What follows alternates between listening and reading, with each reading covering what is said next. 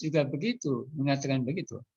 Artinya ketika musuh sudah datang di hadapan kita, maka tidak ada pilihan lain ya, bahwa jihad itu menjadi fardu ain likulli muslim wa muslimah. Likulli muslimin wa muslimah. Bagi setiap muslim dan muslimah. Artinya laki-laki, perempuan yang muslim semua wajib angkat menghadapi ini. Ya. Anda sekarang berada di front, di barisan terdepan dalam membela Islam, karena Anda ada di IKI. Maka kewajiban Anda adalah fardu ain untuk bertahan di IKI sampai tamat S3. Tidak boleh mundur. Kalau mundur, Anda sebenarnya mundur dari saf peperangan. Itu dosa gede, ya kan? Namanya at-tawalli anis-safi. At-tawalli anis-safi itu termasuk minal kabair. Artinya kalau Anda perang ya, kemudian lari ya, mundur karena takut mati, itu dosa gede. Nah, sekarang Anda telah pulang di IKI. Ini sama dengan Anda sudah berada di front, ya, di barisan terdepan, ya kan? Ya, yang ingin membela Islam, menghadapi musuh yang datang dari kanan, dari kiri, dari depan, dari belakang, bahkan dari atas, dari bawah, bahkan dari dalam. Nah, ini Anda masih siap. Fardu lain Anda bertahan di IKI sampai tamat S3. Gitu ya kan? Ya. Fardu ain Anda bertahan di IKI sampai hafal 30 juz dan tamat S3 untuk apa?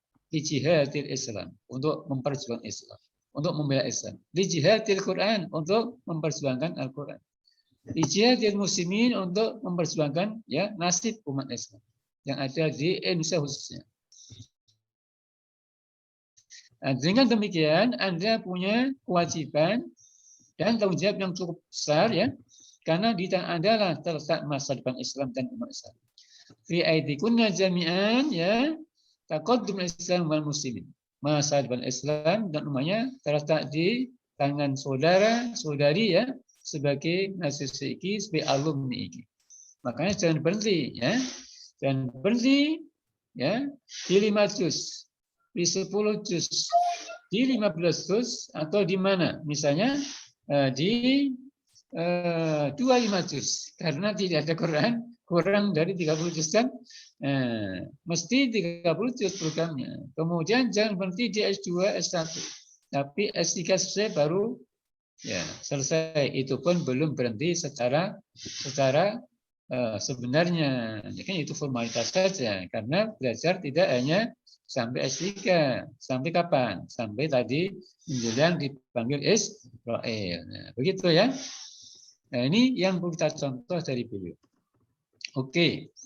Nah, ini buku tadi yang oleh beliau diberi judul apa? Diberi judul Tuntunan Perang Sabil. Rasanya bukunya ini nggak ada semua ya kan ya. Buku yang lama ini nggak ada lagi ya. Itu apa namanya? Tinggal apa namanya? Beberapa petikan ya. Kan tentu kita masih bisa menemukan ya kan. Nah, berikutnya ini yang paling spektakuler, yang paling terkenal, yang paling besar, yaitu fikih perbandingan tentang masalah pernikahan. Fikih perbandingan tentang masalah pernikahan. Buku ini ya tadinya berupa tulisan yang dihimpun, yang diterbitkan di majalah Ihya Ulumuddin, yang diterbitkan oleh PT IKI. Ya. Kemudian dijadikan buku dengan nama Fikih Perbandingan dalam masalah pernikahan, tolak dan rujuk. Tetapi yang jadi baru satu, yaitu Fikih Perbandingan tentang pernikahan.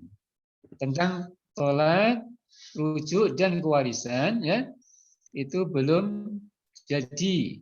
Tentang tolak dan rujuk itu sudah ada konsepnya, belum selesai. Kebetulan saya juga yang buat waktu itu, belum banyak, mungkin baru sekitar 100 halaman, belum selesai. Beliau sudah nggak ada, sudah meninggal kan. Nah ini luar biasa buku ini. Kenapa? Di buku ini beliau mengkaji ya masalah pernikahan dari berbagai mazhab, ya, bukan saja Hanafi, Maliki, Syafi'i, Hambali, tapi juga Mazhab dua itu ada Zahiri, ada Auza'i dan lain-lainnya.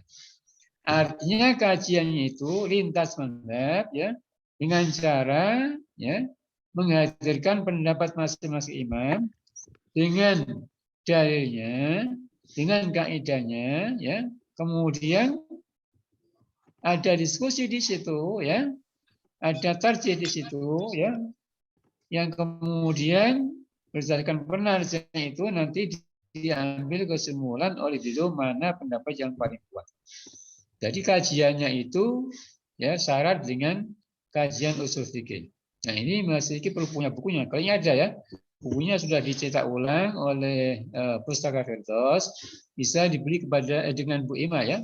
Anda bisa beli dengan Bu Ima Rektor atau apa namanya Warik 1 ya.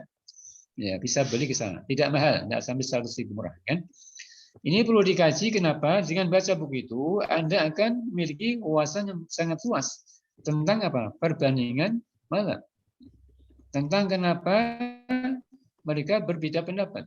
Ya, dan lain-lain, ya kan?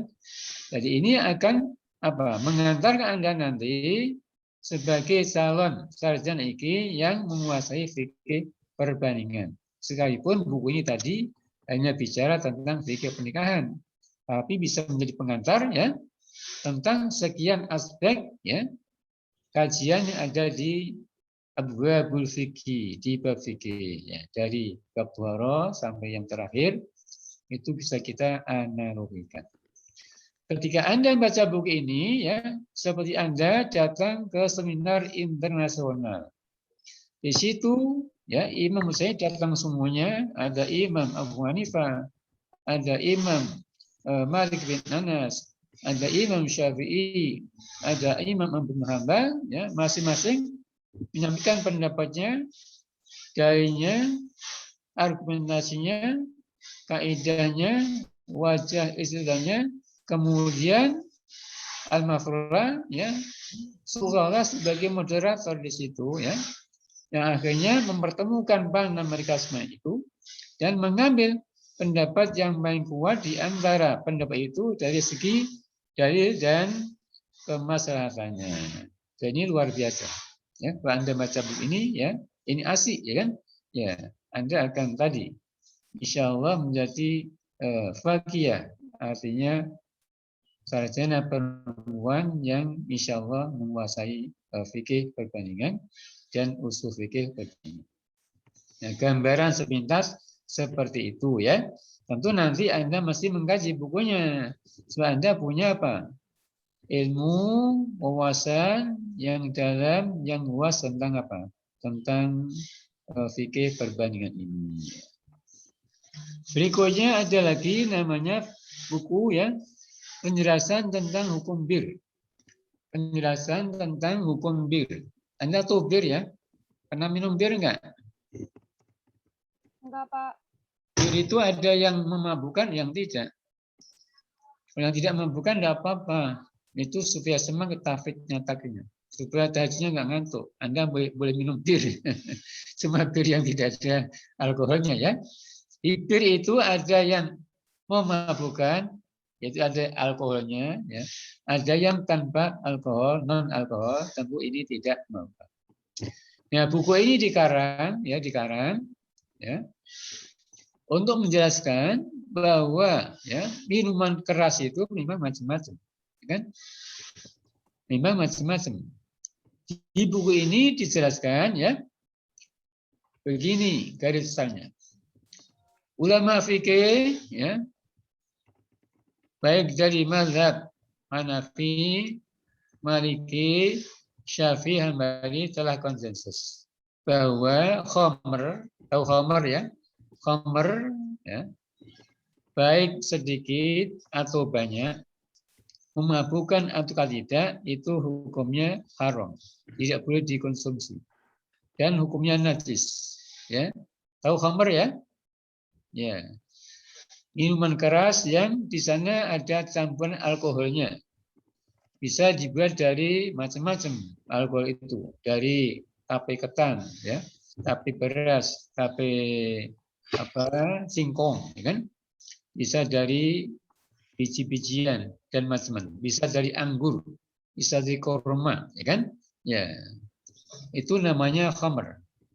Ya, khamr atau minuman keras yang terbuat dari tadi berbagai jenis, ya, bahan yang kalau diminum memabukkan, ya, karena ada alkoholnya, itu sedikit banyak memabukkan atau tidak. Kalau kita ikut jumhur, hukumnya apa?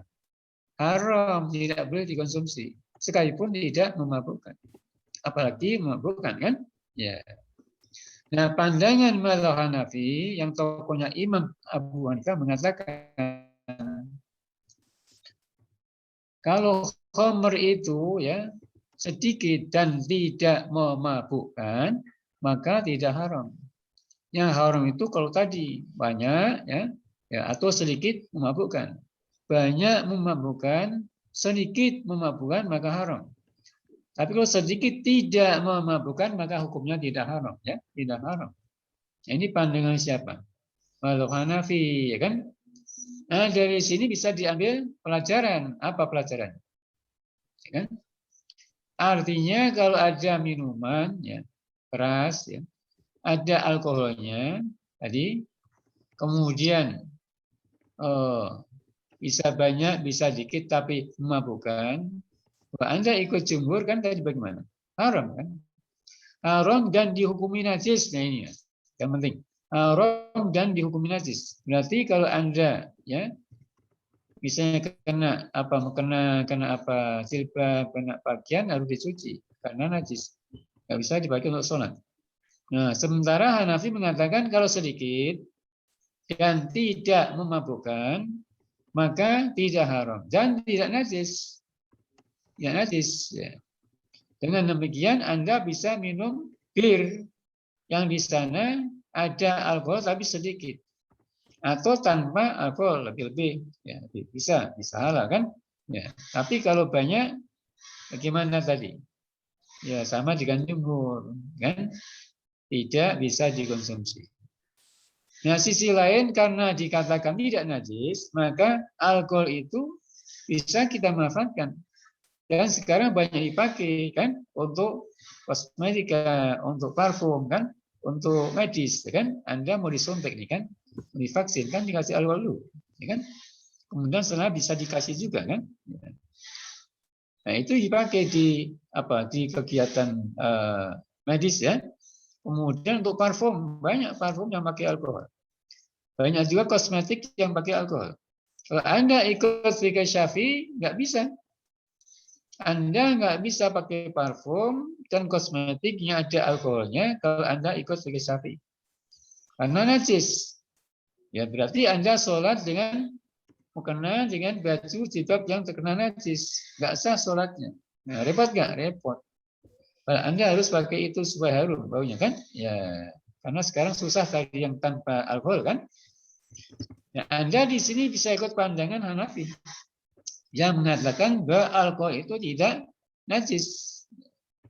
Nah, dengan Anda bisa pakai parfum, bisa pakai kosmetik yang ada alkoholnya, nggak apa-apa. Nah, ini faedahnya, kan?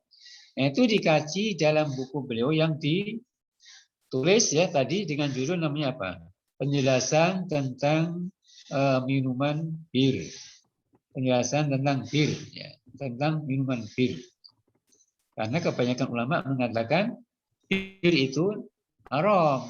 Ternyata tidak begitu, kan? Ada bir yang tidak haram. Apa? Pertama, bir yang tidak ada alkoholnya itu pasti halal. Kan ada non alkohol, kan? Itu halal. Ada yang dikit tidak memabukkan, itu juga halal. Kalau kita ikut pandangan Hanafi. Ada Greensen namanya dulu, kan, sekarang mungkin masih ada nggak itu, ya? Itu juga non alkohol, artinya 0% alkoholnya. Nah, dengan demikian Anda bisa minum Greensen untuk apa? Supaya tahajudnya bisa tahan lama, nggak ngantuk, atau bisa tafid, ya, takrir lama nggak ngantuk. Misalnya begitu, ya. Nah, inilah faedahnya kita mengkaji apa? Buku-buku yang dikarang oleh beliau. Nah, nanti akan kita bahas ketika kita membahas apa? Pemikiran beliau tentang pembaharuan hukum Islam di Indonesia. Nanti akan kita singgung di sana banyak pendapat yang maju ya tentang fikih muasyarah. Ya. Baik. Nah, berikutnya ya buku yang dikarang oleh beliau adalah, jadi poin-poin tolong dicatat sebenarnya Anda punya pemahaman. Mahwal maisir, apakah judi itu? Tema sudah kita singgung dikit ya kan? Nah ini kita ulang dikit karena supaya apa? Nyambung lagi. Mahwal maisir, apakah judi itu? Buku ini dikarang pada saat ya, Porkas masih marak, ya kan? Temari ada Union Harapan, ya namanya macam-macam. Di antaranya namanya Porkas, ya kan? Nah, Porkas itu kebanyakan ulama mengatakan haram karena judi, kan? Karena judi. Nah, beliau meneliti apakah benar ini judi atau bukan.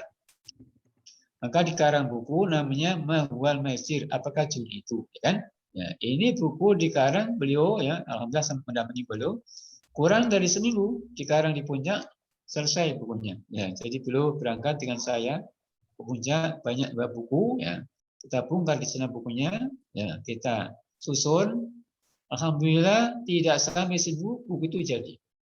Buku ini tidak begitu tebal, kurang lebih 50 halaman, tapi isinya luar biasa. Isinya banyak bicara tentang kaidah-kaidah usul fikih, ya kan? Jadi Anda juga perlu memiliki ini. Ini masih ada bukunya, nanti bisa saya pinjamin, bisa difotokopi ya. Murah itu, nggak sampai 50.000 jadi kan. Ya. Jadi ini di situ dikaji ya tentang definisi judi itu apa, gitu kan? Ya, beliau mengungkapkan sekian banyak definisi yang disampaikan para ulama sebelumnya, kemudian dikritisi, ya ini enggak tepat, itu enggak tepat, ini enggak tepat, itu enggak tepat karena begini, karena begini kan.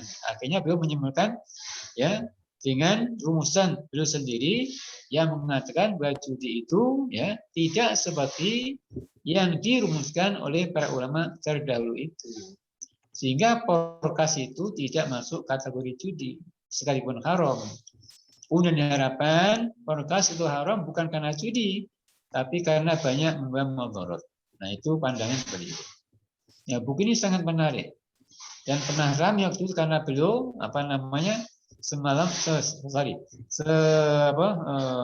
semacam melawan arus ya, al-maf'ula semacam melawan arus ya yang berkembang di masyarakat, di mana ya kebanyakan ulama mengatakan bahwa Porkas itu adalah judi. Beliau mengatakan itu bukan judi, memang haram, tapi haramnya bukan karena tadi maisir, tapi karena apa? Karena mengandung banyak mudarat. Kemudian ada buku lain namanya Sekitar Masalah Syubhat. Sekitar Masalah Syubhat. Nah, buku ini dikarang ketika ya sedang rame ya lemak babi. Di situ waktu itu ada susu, ada kecap kan, ada sabun, ya, ada pasta gigi dan lain-lain ya, yang diisukan mengandung enzim babi atau lemak babi. Akhirnya heboh kan, susu pada dibuangin, kecap dibuangin kan, kemudian tadi pasta gigi dibuangin, sabun dibuangin dan lain-lain. Ya, bahkan kue juga dibuangin karena diisukan mengandung lemak babi. Nah, tentu ini membahayakan kan, kalau banyak dibuang kan, ya pabriknya bisa bangkrut ya, karyawan juga bisa terkena dampaknya kan. Nah, makanya akhirnya beliau ya mengambil inisiatif mengarang buku namanya ya penjelasan tentang masalah syubhat, sekitar masalah syubhat. Apa itu syubhat? Syubhat itu ya masalah ya yang ya hukumnya tidak jelas, haram atau halal.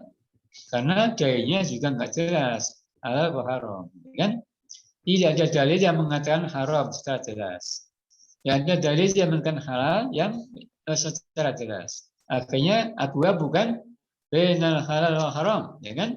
Antara haram dan halal, antara halal dan haram. Itu namanya syubhat. Nah, bagaimana ketika terjadi isu misalnya kita sudah biasa mengkonsumsi tadi susu atau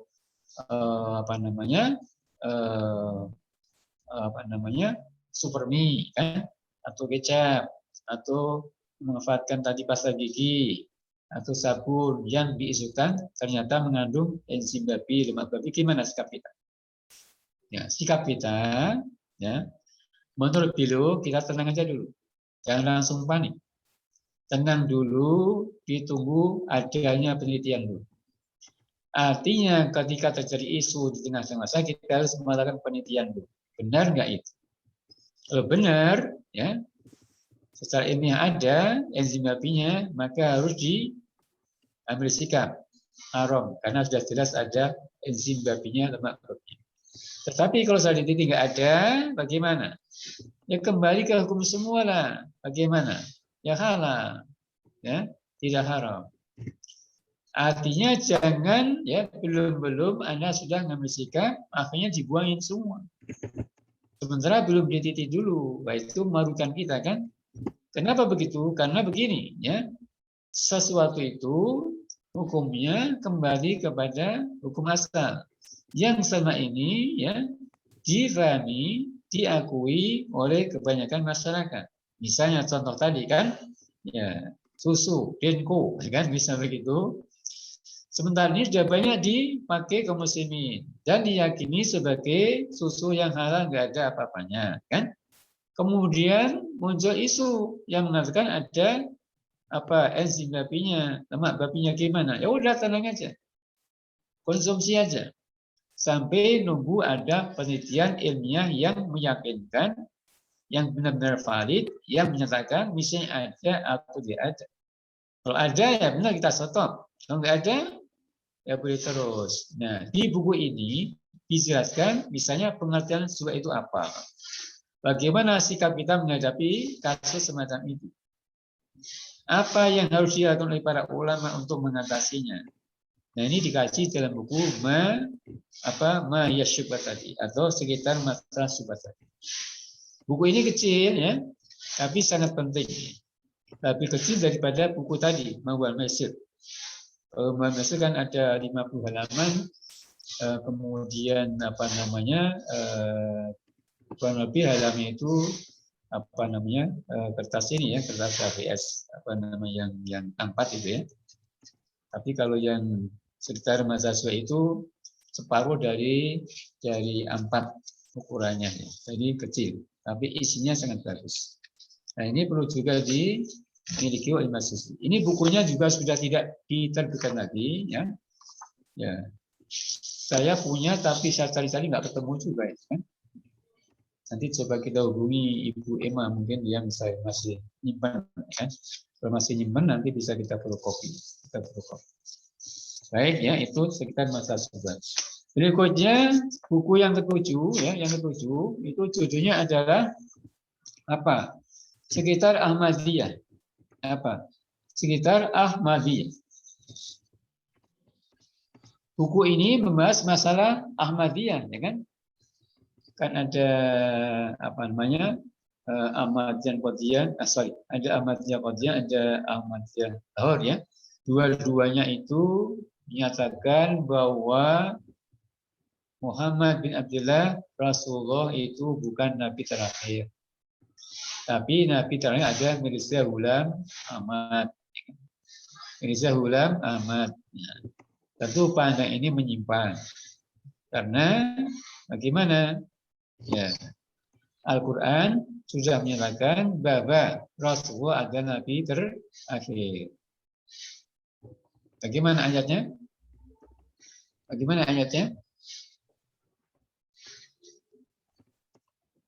Di Al-Quran yang ingat? Yang menyatakan bahwa beliau ada khatamin nabiyyin atau khatimin nabiyyin. Bagaimana ayatnya? Al-Hafidhul dari ini. Kana Muhammadun Aba ahadin min rijalikum walakin Rasulullah wa khataman nabiyyin. Ya, benar. Ya. Bagaimana ulangi lagi ayatnya? Bismillahirrahmanirrahim. Kana Muhammadun aba ahadin min rijalikum walakin Rasulullah wa khataman nabiyyin. Baik, ya. Wa kana Allahu bi kulli syai'in alim. Iya, baik. ma kana Muhammadun aba ahadin min rijalikum walakin Rasulullah wa khataman nabiyyin. Bisa wa khatiman nabiyyin, ya.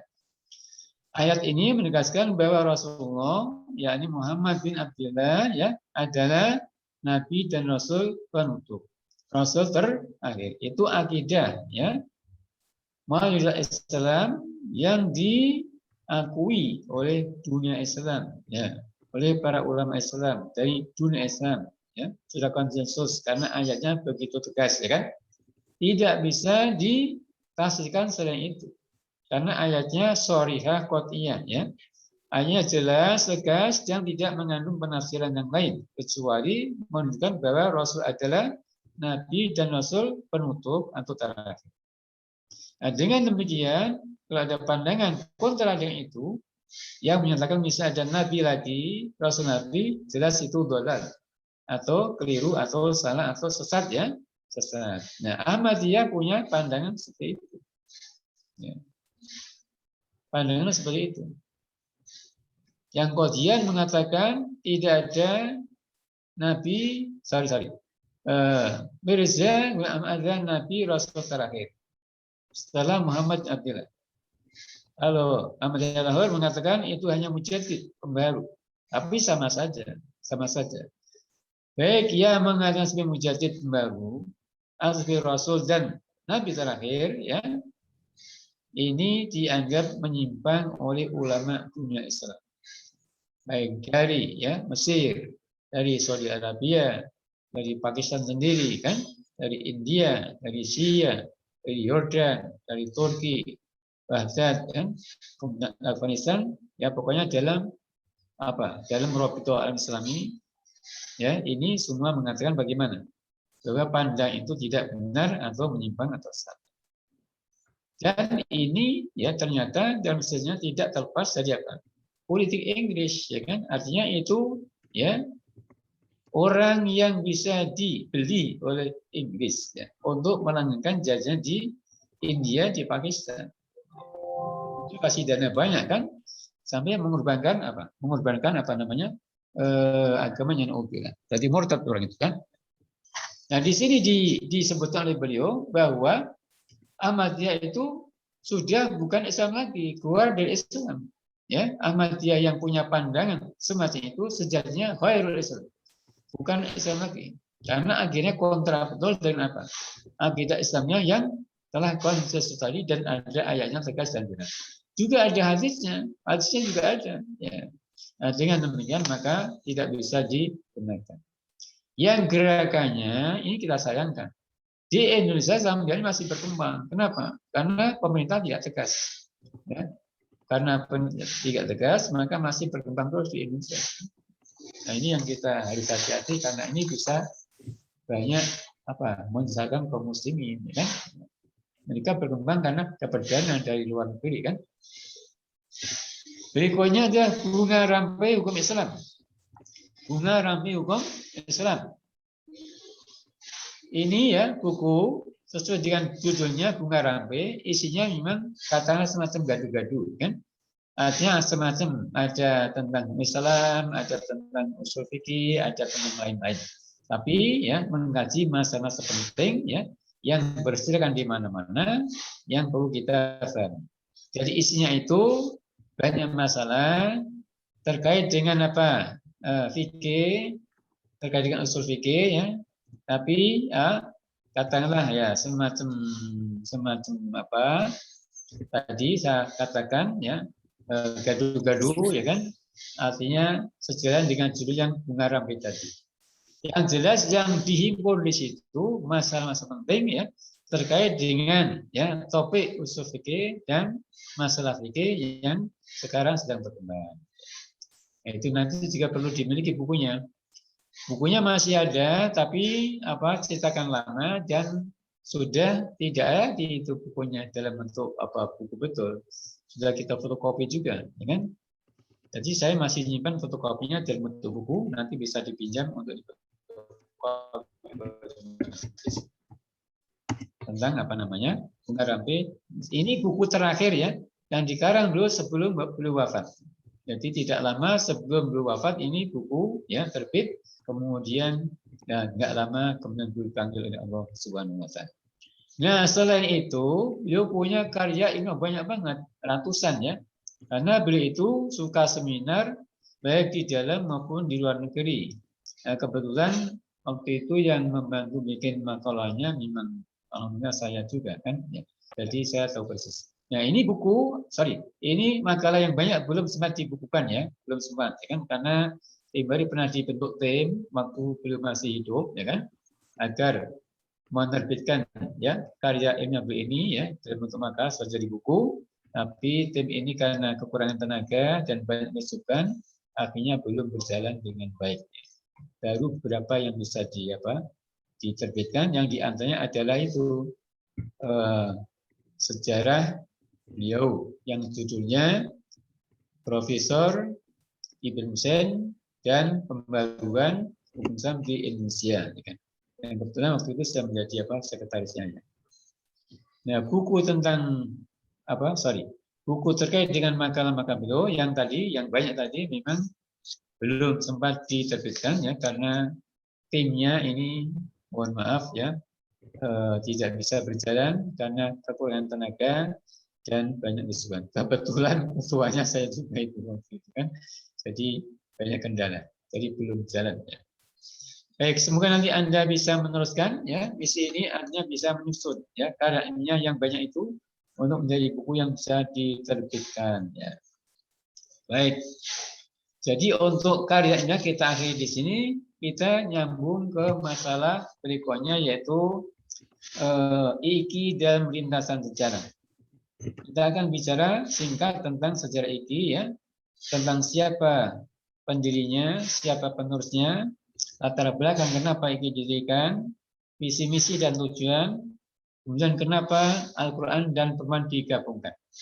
Nah sebelum itu supaya nggak bosan, nggak jenuh, saya kasih waktu ya sekitar 5 menit. Silakan Anda bikin pertanyaan nanti sampaikan sama saya.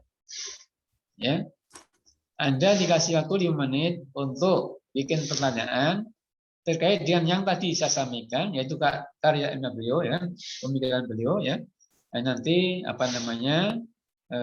baru kita lanjutkan kepada materi berikutnya tentang IKI dalam lintasan sejarahnya. Katakanlah sejarah IKI secara singkat. Baik, silakan Anda bikin pertanyaan ya supaya tidak jenuh ya.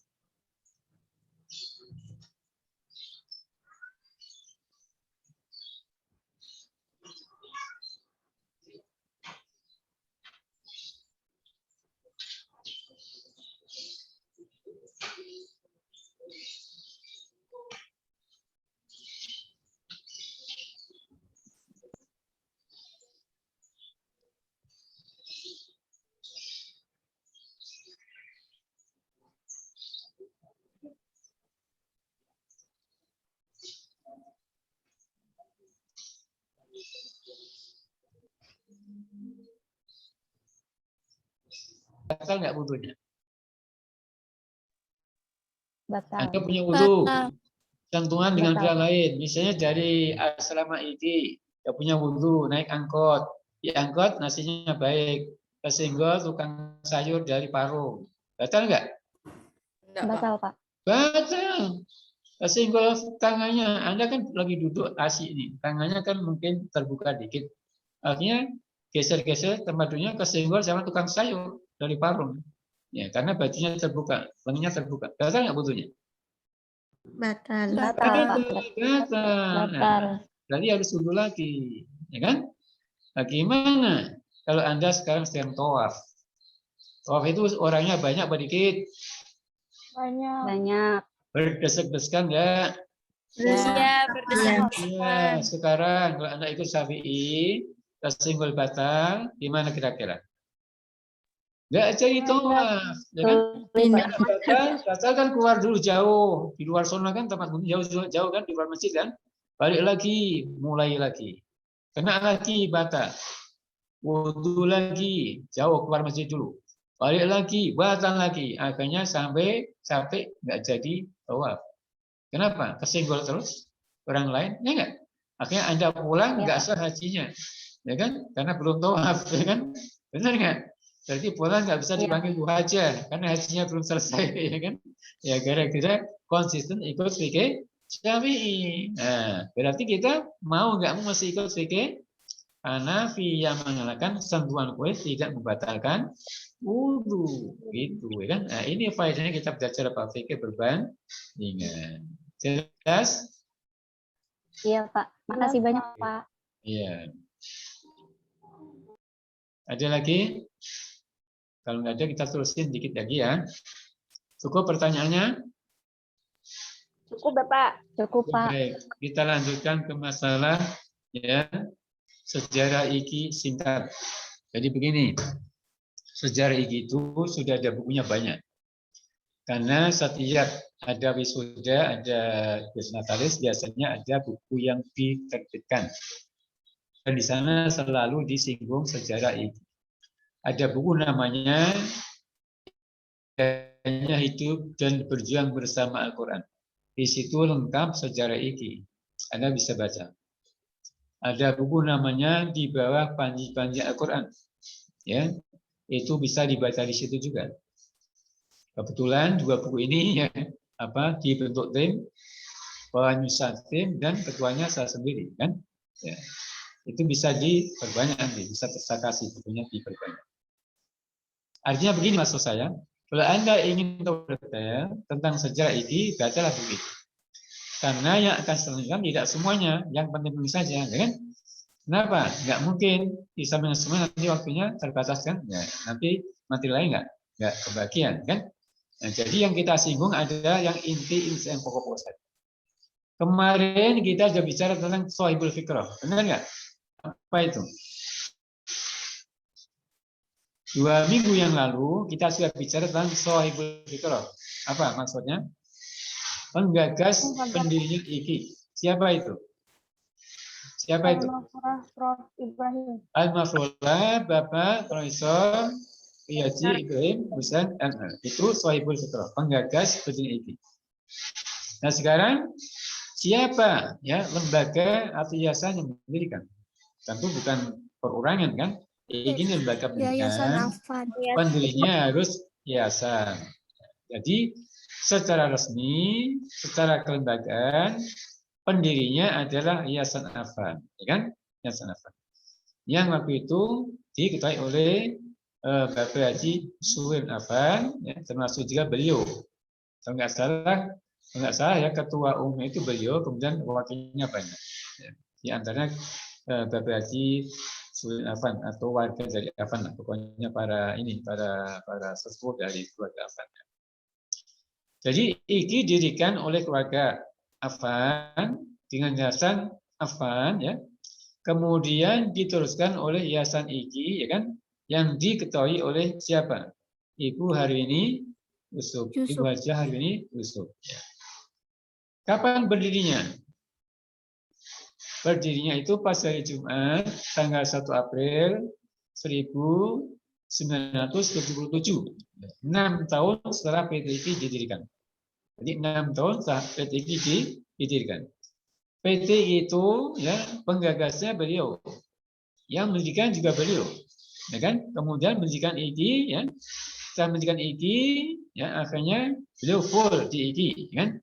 Mendirikan PTIG. Tapi sebelum sudah ada PTIG dulu kan, yang ternyata pendirinya, penggagasnya sama, beliau juga.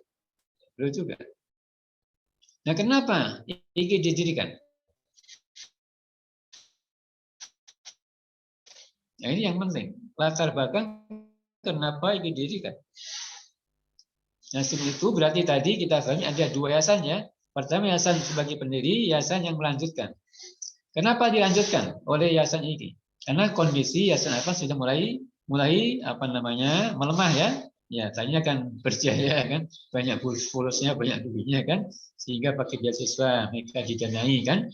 Nah, kemudian setelah menurun, akhirnya tidak sanggup lagi, maka diteruskan oleh Ibu Harun Yusuf dengan suaminya Ibu Bapak Haji Yusuf ya, dengan yayasan Institut tadi kan. Ya. Nah, kemudian pertanyaan sekarang ya, kenapa ini didirikan? Ini banyak yang melatar belakanginya. Pertama, ya, karena waktu itu banyak permintaan dari masyarakat, dari ulama, di tokoh Islam agar PTIG bisa menerima mahasiswa perempuan. Ya kan? Akhirnya terjadi rapat berkali-kali di kalangan pimpinan. Kesimpulannya menyatakan ya PTIG harus istiqomah, konsisten, tidak boleh membuka untuk perempuan. Kenapa? Berbahaya. Berbahaya nggak kira-kira? Berbahaya, nggak jadi hafid nanti. Ya, jadi pacaran nanti naudzubillah ya kan? Ya. Jadi akhirnya kesepakatannya seperti itu. Nah, karena tidak membuka ya, untuk perempuan, maka harus mendirikan ya perguruan tinggi yang kayak PTIG yang khusus perempuan. Maka berdirilah Institut Ilmu Al-Quran Jakarta ini. Dan tadi ya penggagasnya, pendirinya juga beliau juga, rektornya juga beliau. Sama, jadi merangkap waktu itu kan, rektor di PTIG juga rektor di IGI, kan? Ini alasan pertama, ya. Nah, sekarang kenapa tidak diterima di PTIG? Itu tadi alasannya. Kan menghafal harus fokus, kuliah harus fokus, ya kan? Ya. Jadi dengan demikian jangan dicampur aduk, ya kan? Nah, jangan disatukan antara yang berbeda, ya jenis ini kan, ini berbahaya. Bahkan sampai-sampai ada namanya Kiai Haji Jadi Miftah, beliau bilang, kalau ada di antara bapak dan merapat bilangnya, kalau ada di antara bapak yang berpendapat, ya PTIG membuka untuk perempuan, maka saya akan melubangi pagarnya kalau dikasih pagar. Saya akan loncati pagarnya kalau dibikin pagar. Sampai begitu bilangnya itu. Ya. Nah sekarang PTIG tidak konsisten, benar nggak? Benar nggak? Benar. Karena sudah membuka untuk S1, S2, S3 sih boleh. Ini S1 buka untuk laki-laki, untuk perempuan PTIG. Itu namanya sudah menyalahi khitab. Makanya Anda jangan dekat-dekat sama PTIG ya. Ya, karena PTIG sudah menyalahi khitab. Ya. Menyalahi ya visi misi pendirinya. Ya, yang hanya menerima mahasiswa pria saja. Nah, sekarang perempuan diterima juga. Kenapa? Karena serakah, ya kan? Tidak solidar sama PTIG, kan? Padahal kan ini kakak beradik PTIG, kan? Jadi kakak kandungnya PTIG, adik kandung IGI. Jadi mestinya harus solidar, kan? Ya, tapi enggak juga, kan? Ya. Padahal itu kawan saya semua di PTIG sekarang itu, kan? Pimpinnya kawan saya semua itu, kan? Ya. Baik ya, jadi itu ceritanya. Pertama itu. Kedua apa? Kedua, ternyata di dunia Islam belum ada perganti perempuan, penggerak Islam yang spesifik, yang seperti ini. Yang mewajibkan masih berhafal 30 juz dan mengkaji ilmu-ilmu Al-Quran. Di kedua latar belakangnya karena di dunia Islam ternyata belum ditemukan ya Jamiah Islamiyah yang seperti sekarang ini, yaitu yang mewajibkan mahasiswa hafal 30 juz ya, dan mewajibkan mahasiswa mengkaji secara mendalam ilmu Al-Quran atau ulum Quran. Ini belum ada. Bahkan sampai hari ini belum ada. Waktu itu beliau sudah keliling dunia Islam.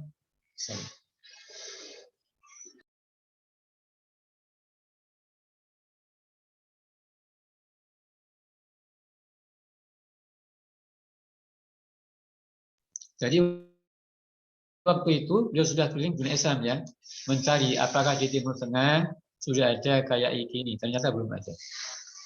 Di Asia Tengah belum ada juga. Di mana-mana belum ada. Di Asia apalagi nggak ada. Nah, akhirnya maka beliau terpanggil, terinspirasi untuk mendirikan ini. Yang tadi khusus perempuan dan diwajibkan menghafal 30 juz, kemudian mengkaji ulum Quran dengan tafsir secara mendalam. Nah, itulah latar belakangnya. Ternyata sampai ini belum ada. Di Madinah itu ya baru akhir-akhir ini ada namanya Kuliatul Quran. Fakultas Al-Quran. Di Madinah, saudara tidak ada jamiah itu belum pernah ada.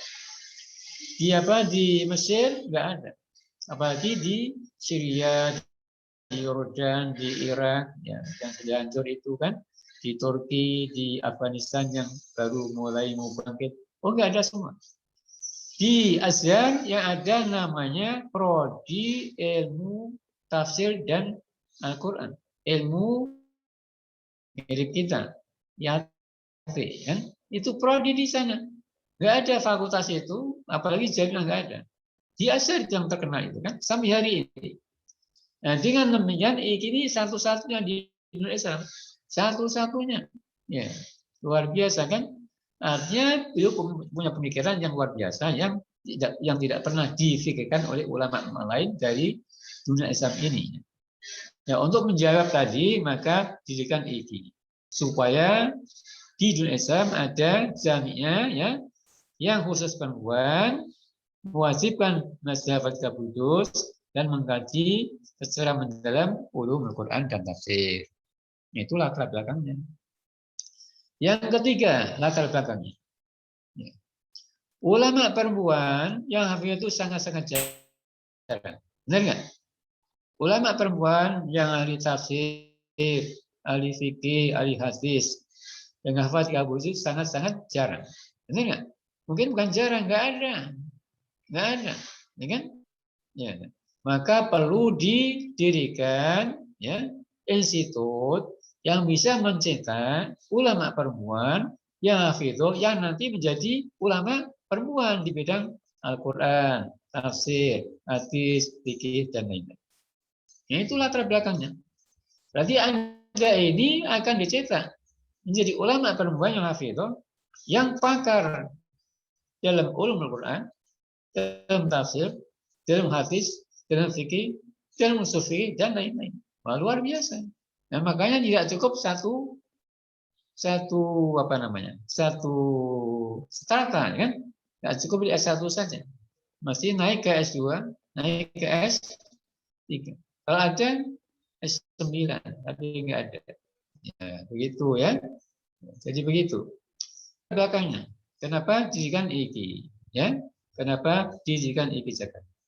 Apa latar belakangnya? Latar belakangnya di Indonesia ini kan mayoritas Muslim, ya kan? Tapi kan ajaran Quran belum membumi, ya kan? Masih banyak yang nggak bisa ngaji, masih banyak yang Islamnya KTP, masih banyak Islam yang tidak memahami agamanya, kan? Masih banyak Muslim-Muslimah yang nggak fasih bacaan Al-Qurannya, masih banyak Muslim-Muslimah yang tidak hafal Al-Quran, ya kan? Ya, masih banyak. Nah, ini harus dijawab. Gimana jawabnya? Harus didirikan lembaga pendidikan tinggi yang spesifik yang bisa menjawab itu. Dengan diharapkan nanti tamatan ini bisa tersebar ke seluruh Indonesia, mendirikan Baitul Quran, Baitul Tahfidz, pesantren Al-Quran, bahkan iki di daerah masing-masing supaya Al-Quran dan ajaran bisa dibumikan di negeri Indonesia. Itulah latar belakang. Itulah latar belakang. Nah, dengan demikian Anda masuk itu luar biasa, sangat tepat ya. Tidak salah kamar, tapi sudah tepat kamarnya kan. Jangan mundur lagi ya, jangan mundur lagi. Sudah berapa itu? Sudah 4. 4. Ya. Iya. Kelima. Di Indonesia diperlukan ya Sri Kandi Islam yang terus berjuang untuk menegakkan Islam di negeri ini, memajukan umatnya dengan ilmunya, dengan pemikirannya. Ini perlu dicetak lewat ya perguruan tinggi spesifik seperti IIKI ini. Karena nggak mungkin dicetak oleh UIN, nggak mungkin dicetak oleh PT IKI. PT IKI mungkin nggak mencetak Anda. Nggak bisa, karena nggak menerima perempuan. Seperti sekarang, sama Gaudiado kan. PT IKI nggak mungkin mencetak ulama perempuan yang hebat. Yang hafidhah, ahli ulum Quran, ahli tafsir, ahli fikih, ahli hadis, ahli usul. Nggak mungkin. Kenapa? Sudah gaduh-gaduh PT IKI. Ya kan? Benar nggak? Nah, ini PT IKI. IKI insya Allah yang diharapkan bisa mencetak itu. Makanya perlu didikan IKI. Supaya banyak Sri Kandi Islam yang nanti membela Islam, memperjuangkan Islam, memajukan umatnya di negeri Indonesia yang kita cintai. Ya kan? Itu. Sudah berapa? Sudah 5. 5, Pak. 5. Yang keenam. Di Indonesia yang mayoritas ini ya jumlah umatnya banyak rumah tangga muslim yang broken home. Banyak rumah tangga Islam yang broken home dan tidak sanggup mencetak ya generasi soleh-solihah yang Qurani. Tidak sanggup. Kalau broken home ya nggak sanggup. Dengan demikian perlu dicetak calon-calon ibu rumah tangga yang hebat, ya, yang hafidhah, yang nanti sanggup mencetak anaknya, ya, putra-putrinya, keturunannya menjadi hamba Allah yang soleh-solihah, agar memenuhi negeri ini. Karena negeri ini sudah banyak penjahatnya.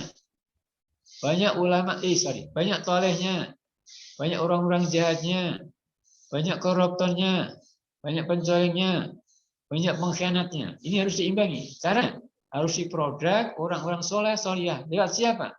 Lewat ibu-ibu yang soleh, yang solihah. Ini bisa diharapkan dari IIKI Jakarta. Anda itu dicetak menjadi calon ibu yang solihah, yang kelak melahirkan anak yang jadi ulama, jadi hafid, jadi hafidh, jadi Al-Quran. Ini akan meramaikan negeri kita yang kita cintai. Supaya tidak kalah dengan para koruptor, para pencoleng, pengkhianat, penjahat. Ya, yang sekarang sudah begitu banyak orang. Ya, itu latar belakangnya. Ya, berapa? 6, Pak. 6, Pak. 6. Ya. Di Indonesia ya, yang luas ini, yang begitu banyak penduduk ini, ya, dan mayoritas beragama Islam, diperlukan ya dosen, guru, ustazah, ulama perempuan yang bisa mengisi lembaga-lembaga pendidikan Islam. Baik mulai dari taman kanak-kanaknya, dari ibtianya, MTS-nya, MA-nya, pesantrennya, perguruan tingginya. Ini harus diisi oleh orang-orang yang Al-Quran, yang hafidhah, yang tadi ilmu yang mumpuni di bidang itu. Ya, ini ya diharapkan bisa dicetak oleh IIKI Jakarta. Ya, yang nggak mungkin dicetak oleh UIN, oleh PT IKI, oleh UI, oleh IPB dan lain-lain. Nah, dengan demikian ya, latar belakang ini memang luar biasa. Inilah yang mendorong beliau untuk menunjukkan IIG Jakarta. Tentu masih banyak lagi latar belakangnya, kan? Ya, Anda tahu ini, ya, bukan Anda. Beliau almarhum tahu ini, ya, lewat perenungan yang matang, yang panjang, yang lama, ya, lewat kajian-kajian, sehingga kesimpulannya, ya, seperti itu tadi. Artinya menghasilkan berdirinya IIG Jakarta. Nah, dari sini kita bisa melihat beliau tidak pernah berhenti berisian, tidak pernah berhenti menggagas, meneliti, sehingga menghasilkan IIG Jakarta yang luar biasa. Jangan dikira kecil, gedungnya kecil, lebih hebat mana? UIN, ya. Tapi itu gedungnya, isinya lebih hebat juga UIN, ya kan? Di UIN ada hafalan 30 juz nggak? Nggak ada. Di UIN ada takrir tahfidz nggak? Nggak ada. Di UIN ada yang rajin tahajud nggak? Mungkin jarang. Di UIN bacaan Qur'annya bagus, fasih nggak? Banyak nggak fasih? Ada Koreanya? Nggak ada. Semua hanya ada di IIG. Makanya Anda sudah tepat masuk di kamar IIG. Tidak salah kamar. Jangan keluar dari kamar IIG. Pindah ke UIN, pindah ke PTIG. S2 jangan ke PTIG, kecil PTIG. Lebih besar IIG. S2 IIG saja. S3 jangan pindah ke PTIG. Nggak ada apa-apa di sana. Cukup di IIG saja. S2 IIG, S3 IIG, pulang menunjukkan IIG. Nah, begitu. Itulah latar belakangnya kenapa IIG didirikan. Sekarang IIG ibarat pohon rindang yang bagus. Yang seorang melihat masih tertarik untuk mendekatinya. Pohon itu indah, daunnya bagus, banyak, lebat, rantingnya banyak, lengkap, bunganya bagus, ya, baunya semerbak, buahnya sangat enak, ya. Baunya juga harum, ya, mengundang siapa saja yang mendekati pohon ini. Itulah pohon IIG Jakarta. Anda berada di sini sekarang. Nanti Anda keluar dari sini tapi mendirikan pohon yang kayak begitu juga. Insya Allah. Ya, sanggup? Ya, Anda nanti keluar dari IIG mendirikan IIG sendiri. Rektornya Anda sendiri. Ya. Rektornya misalnya Siti Nasriyah. Rektornya misalnya Rizja. Nurul apa itu namanya. Rektornya misalnya Jaziratul Maulia. Misalnya begitu. Rektornya siapa? Rizkia, Okta, Tiara. Misalnya. Rektornya siapa? Putu, Nur, Fajriah. Itu rektornya nanti. Anda pulang mendirikan IIG. Ya. Begitu. Supaya bisa menyangiki kawin sama alumni Azhar yang doktor, yang kaya raya. Itu, ya kan? Jangan kawin sama orang nggak punya, nanti bikin susah kamu. Ya, ya. Milih mertua yang kaya raya, ya kan? Milih mertua yang kaya raya, yang anaknya ganteng tapi hafid dan doktor, nah, gitu ya. Itu nanti Anda bisa mendirikan IIG di daerah masing-masing. Ya. Oke, ya. Itulah latar belakangnya ya. Ya mungkin cukup dulu kali ya. Iya, Bapak. Ya, kita nanti masih bicara tentang visi misi tujuan dan kenapa ya. Kenapa IIG menggabungkan antara Al-Quran dan pertemuan? Kenapa IIG menggabungkan antara Al-Quran dan pertemuan? Ya. Kenapa? Nah, itu ada penyebabnya. Ya. Ada latar belakangnya, ada tujuan, ada alasan. Insya Allah nanti minggu depan kita sampaikan. Jadi begini ya, kita ini kuliah tiap hari Kamis jam 9.20, bukan jam 9 ya. Tadi salah ketik dari Pak Fadil, ya. Yang buat Zoom-nya Pak Fadil, ya. Jadi jamnya jam berapa? Jam 9.20 sampai jam 11 mestinya ya. jam 11. Ya, Pak. Diikuti oleh semua prodi yang ada di IKI. Ya, prodi yang ada di IAT ikut, yang di Usudin ikut, yang ada di Syari ikut. Semua sekaligus supaya efisien kan, jika Anda bisa mengatur waktunya untuk yang, karena kalau banyak waktu kan nanti kursinya juga termakan waktunya, Anda juga begitu kan, tidak efisien. Maka kita gabung. Nah, kemudian saya minta tolong kos masing-masing, tolong dibantu absennya ya, karena banyak prodi ya, tolong dibantu absennya masing-masing kosmanya ya, dikasih tanda hadir ya, ada kan belangkonya kan, namanya ada kan. Di masing-masing kosma punya daftar hadir untuk kelompoknya dan dibantu absensinya. Nanti diperlukan ketika kita akan UAS ya, disampaikan kepada saya, kepada timnya. Yang ngajar bukan saya saja. Yang ngajar saya, kemudian Dr. Tuti, kemudian Dr. Anda Nur Iza, kemudian Dr. Anda Utari ya, Dr. Anda siapa? Ifati Emma. Semua sudah S2.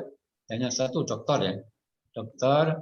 Haja Sri Tuti Kamawati MA, Dr. Anda Haja Nurisa MA, Dr. Anda Haja Utari MA, kemudian Dr. Anda Ifati MA. Itu timnya ya, timnya. Nanti tentu ya akan diatur supaya mereka juga langsung ngajar ya seperti saya ini. Sekarang mereka baru bergabung ya, baru ikut bersama saya. Nanti ya mereka akan ngajar langsung kepada Anda, akan dibagi tugas. Nah, ini saya masih saya ya. Mungkin September ini saya masih saya semua. Dan nanti mungkin Oktober dan berikutnya akan kita atur ya, masing-masing akan menyampaikan materi kepada Anda. Supaya Anda punya punya dorongan juga bahwa alumni harus sanggup menjadi dosen. Kan gitu kan? Anda semoga minimal jadi dosen di IKI nanti kan, atau dosen di IKI yang akan Anda dirikan ya, bagus juga itu kan. Iya. Dan secara khusus semoga Anda nanti punya ilmu untuk mengajar ke IKI-an. Nah, itu yang penting. Karena tidak semua dosen bisa. Jadi untuk IKI itu ada timnya. Kebetulan saya koordinatornya, ya kan, ada anggotanya. Ya, ini ada SK-nya khusus dari rektor. Nah, kita harapkan nanti ke depan Anda bisa menuju dosen ke IKIan. Karena kalau kuliah mata kuliah lain sudah banyak kan, untuk IKIan ini belum banyak di sini.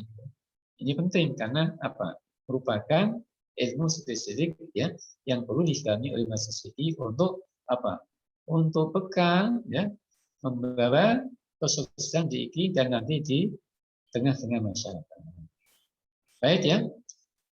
Cukup kita akhiri ya, udah jam 11 ya. Iya, Bapak. Ya, Pak. Baik, terima kasih banyak. Terima kasih banyak atas perhatiannya. Kurang lebihnya saya doa. Sekian, terima kasih. Maaf. Wassalamualaikum warahmatullahi wabarakatuh. Waalaikumsalam warahmatullahi wabarakatuh. Syukran, Bapak. Kita tutup ya. Iya, Pak. Iya, Pak.